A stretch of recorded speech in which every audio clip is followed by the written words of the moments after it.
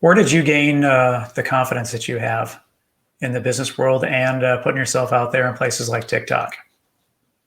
I wouldn't really say that I'm confident in TikTok, so to say, but I think it's just experience.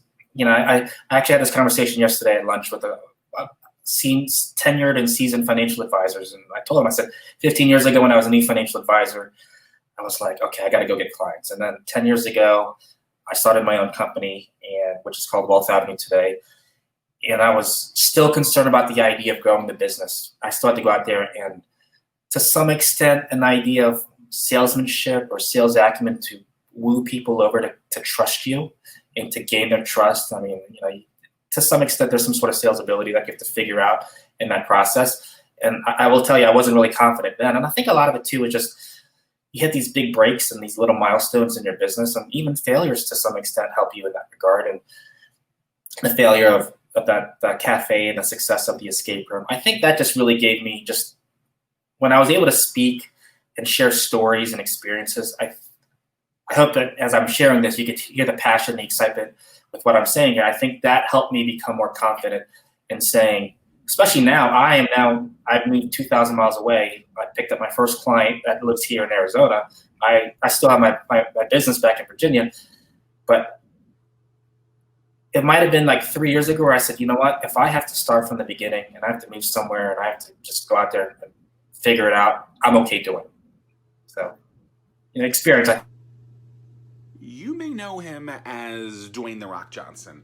I know him as just a man who has done incredible things for the last few decades. But how can you use his techniques in your business? I'll show you exactly how. Head on over to ZackMillerSays.com/The Rock, and you can smell what he's cooking. Was that a commercial? Yeah, how was it? Did you like it? I knew it was coming.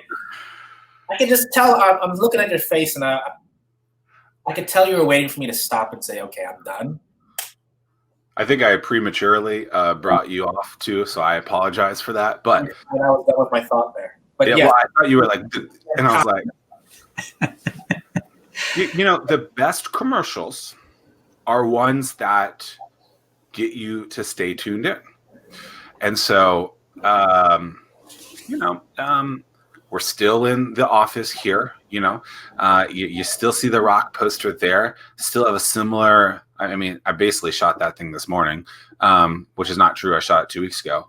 But, I try to consistently look the same. You, on the other hand, you do something new every day.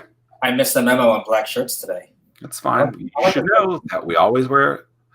Well, I always wear a black tee, and a lot of times Tim on the show has been wearing a black tee. Sometimes he wears the Tesla tee. Yeah, it's tough. I think one of the most difficult things about doing this every week is with a black tee, you can't tell if it's the same T-shirt every week or not. Whereas otherwise, you're like, man, did I wear this last week? Struggles. It's real. I have like 10 black T-shirts. I'm looking at 45 dress shirts, 20 polo shirts, a lot of clothes. More clothes than I. To me, that is overkill.